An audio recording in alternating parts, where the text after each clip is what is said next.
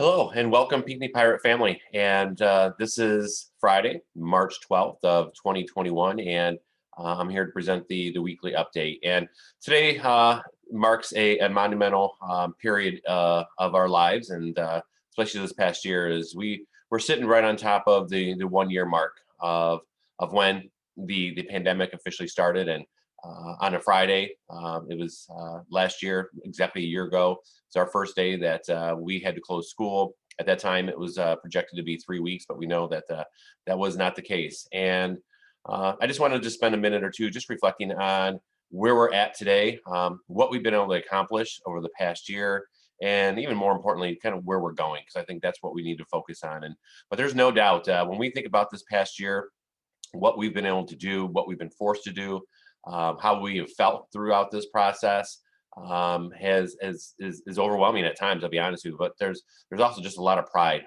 We need to focus on the good things that we've done.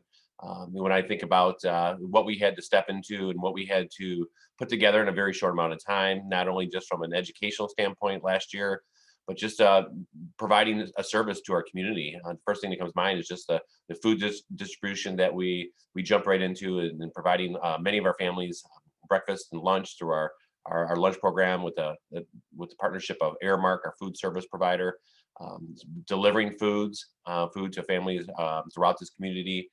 And that continued on throughout the summer and still continues out to this day. As you know, you see the text that we provide from our Thursday lunch and breakfast distributions at the high school to our mobile food pantry to the Farley Hill Food Pantry. This work continues on, but we've done amazing things here, and we couldn't have done it without your help, your support, your patience, your grace. It definitely hasn't been perfect, but I've seen the best out of everybody, and I think that's all we can ask is that we all bring our best, we all give what we're able to give, and and through that, I'm very proud that our students have had a good, probably not the best, I'll be honest, educational experience this year. We know that. Let's be honest. We have students learn at home, and even here at school, we've had to do things differently. But given the circumstances, I think we need to recognize what we've been able to provide, especially here at Peony Community Schools, and in comparison to what some students have been able to experience throughout the state, throughout this nation. There's just students who are just stepping into schools for the very first time in a year. That's just mind-boggling to me.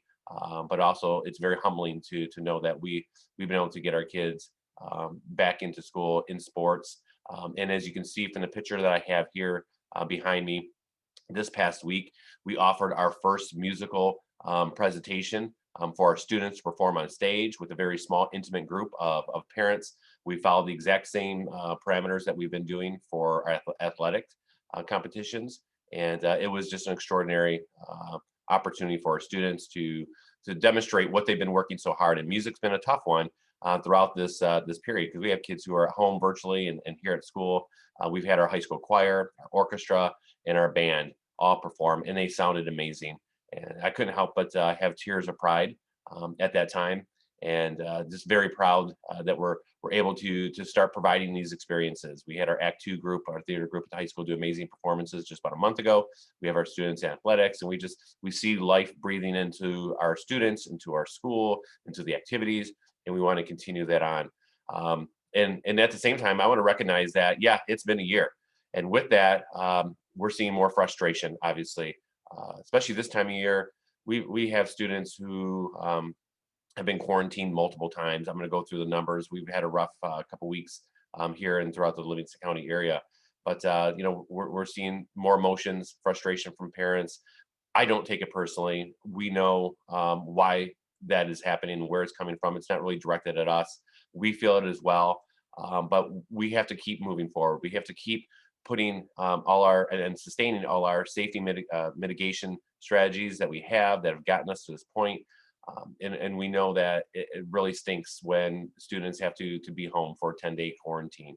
And this week we have 320 students who are quarantined in Pinckney Community Schools. That's the highest we've had all year. And these instances, once again, are just contributing from just social aspects, things that are happening outside. I spoke about this last week, some athletics, family situations, and it's definitely having an impact. And we understand that some families, their kids have been quarantined already a couple times this year, And we're not doing this to punish students. We're not doing this to punish parents. We have to continue following the guidelines that are set forth by the health department. We have worked directly with them all year, and we cannot divert from that. We cannot just continue doing what we think is best. We have to follow the guidelines that are given to us, and we're going to get through this. And we're approaching the last couple weeks and week of our third quarter. We're moving into the fourth quarter, and moving forward, I do believe that things will get better. I'm not sure what things will look like in the fall. What I can guarantee is that they will be better than what they have been this year. But that's something we're going to have to work with as time unfolds and as we move towards that time of year. So once again, thank you for helping us get through a really challenging year. We're not done yet. We still have a lot of work to do. And as I referenced, it's been a rough week. A couple weeks, I stated situation at Navigator last week. We ended up having 7 from last week, including this week. I believe 7 students impacted at Navigator. We had 1 adult impacted at Navigator who was a lunch monitor, helped keep our lunches safe, and so still working with that. This week we've had 6 high school students at the Phoenix Community High School connected to our athletic program, connected to some social gatherings outside that we're still contending with, and then we had 1 individual at Pathfinder as well. So through that, I stated that about 320 students quarantine, and that is a large number that we're working with. When these things happen, the domino effect is just unreal that starts happening, and that's the contact tracing. That's just kind of taking off layer after layer, and it's been a lot of hard work on our staff here. It's been a tremendous amount of work throughout the year, but also these last couple of weeks. And so all I can just continue to do is to try to make the best decisions possible, especially when we're approaching spring break. There is concern around that. There's concern about the new variant that has made its way to Livingston County. My hunch is that we're seeing the impacts of that, because it seems like things are spreading actually a little bit quicker than they have in the past. And so we're gonna continue doing what we need to do here at school, but in the end, we have to respond to what's happening outside the school, which impacts all of us at one point or another. So let's continue to work together, and we've been united through this. Let's continue working as a Pirate family. So along those fronts, just a quick vaccine update. Good news that I'd like to share is that this Sunday, which is, let's see, the 12th, 13th, 14th, March 14th, is the last educator only clinic that the Livingston County Health Department is providing. Means we've gotten through everybody. We had almost 1,700 educators sign up on a list. This is the last clinic. We've gotten through everyone that was on the list for their first dose.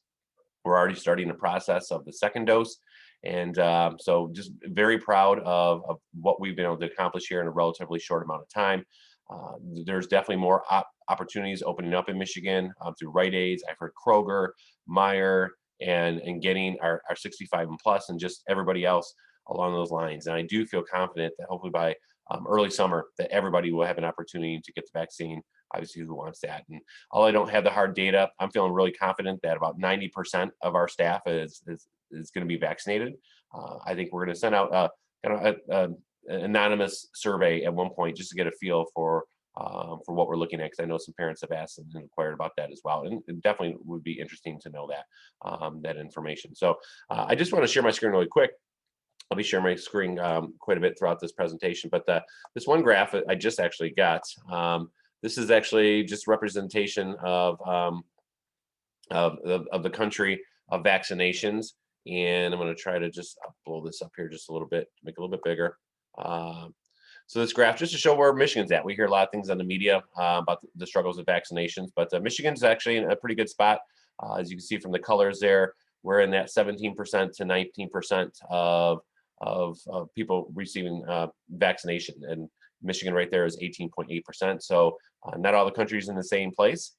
We are, and that bodes well for us. And we're seeing an increase here in Livingston County in our numbers. We've had some issues there, but just wanted to put that up there. This is from the Center of Disease Control and Prevention, and so as of just the 11th of March. So good news, and we still have, once again, a lot of work to do. We're going to continue moving forward and making sure we can do everything we can to keep everybody safe and having the best school year possible. So with that, I want to just wrap things up, just sharing just a little bit of information here. I want to share some good news about the bond. I'm going to do another screen share at this moment here, because I'm going to show the picture that I have of something we received just within the last week, and this is the 2,400 student computers that we ordered. We actually got these actually very quickly, which was one of the reasons why we did choose the Dells. They're packed up. This allows us time to get everything unpacked, labeled, and assigned that we need to do for our students coming to fall. But they're all here, and this is awesome. So once again, this is only possible through the support of the bond that our community helped pass this past August.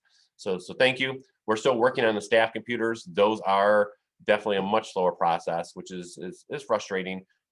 Any shipments that we get, we're getting them ready and turned around to get in the staff hands as soon as we can. So, but the student computers you can see here have been delivered, and so they'll be ready to be distributed come in the fall for the school year. So with that, I want to transition over to just a highlight of a student. I think this is important to share as well. And if you follow us on social media, you may have already seen this, but I think it's definitely worthy to present to this group as well. And if I get a second here, I'm going to blow this up because I got my menu in the way. But this is Olivia Townsend. Olivia is a senior at Piney Community High School. She's a new tech student, and as part of her capstone project, she created this mural, and she painted this all by herself. And this is really to honor Suicide Awareness Day, which was earlier this week. And obviously we know that suicide is a huge crisis in America, especially for our youth, and especially even this past year, as we talk about the year anniversary of COVID. We know the mental health of our students has been an extreme and valid concern, and even for our adults, it's been really difficult for our students, students at home, students not being engaged in the activities that motivate them, that inspire them, that kind of give them a reason to come to school, to be honest. And so this was really fitting for Olivia to do this, to put it up in our new tech hallway. It's right on the staircase. And as you can see, you have a butterfly, and it really represents the hope that we all need, and that is so important to keep us moving forward each and every day. And hope is a driver in all things, and hope is what's continued us to get through the school year, because we knew that this pandemic and what we're living through is as hard as it's been, and it seems like it's been going on forever, is temporary, and it's not forever. And we're seeing that, and we're seeing movement, and we all need those things in our life to give us that sense of hope, to give us that sense of purpose, to continue moving forward, especially when things get really hard. And I'm so honored to be able to work with young people who advocate for themselves, advocate for what's right in this world. And we hear a lot about the struggles, and just, society is just seeing a lot of hard things at this time, and we're not always treating ourselves with the respect that we should be. And to see our students do something that's inspiring is just is awesome. And I just want to say thank you to Olivia. I want to say thank you to all our students, to our support staff, everybody who's really been intentional in trying to help our students with their mental health. That was one of the reasons I felt it was important to provide this opportunity for our music students, because it's hard. It's hard continuing to be restricted in doing the things that you love, that once again give you a sense of purpose and motivation and hope. And that's why when I talk about Tears of Pride, listening to them and watching them, because I knew this is more about music. This is about just the humanness that we have with one another, and what makes us special, what makes being a Pinckney Pirate special. So thank you once again to everybody who continues to work hard, and I'm excited for what the next quarter brings as we close out the school year, and looking forward to building upon this and all those things that have brought us together this past year. So thank you. May God bless you all. Thank you for everything you do, and have a great weekend. Continue to stay safe. Get outside. It's been just an awesome last couple of weeks. Enjoy that sunshine. And don't forget, it's spring forward this Sunday. We're gonna lose an hour of sleep, but you know what? It's gonna be light until 7:30, 8 o'clock. So definitely feeling and resembling spring, and that's very exciting. So take care, everybody. Have a happy and safe St. Patty's Day next week, next Wednesday, the 17th of March as well. I look forward to talking to you again very soon.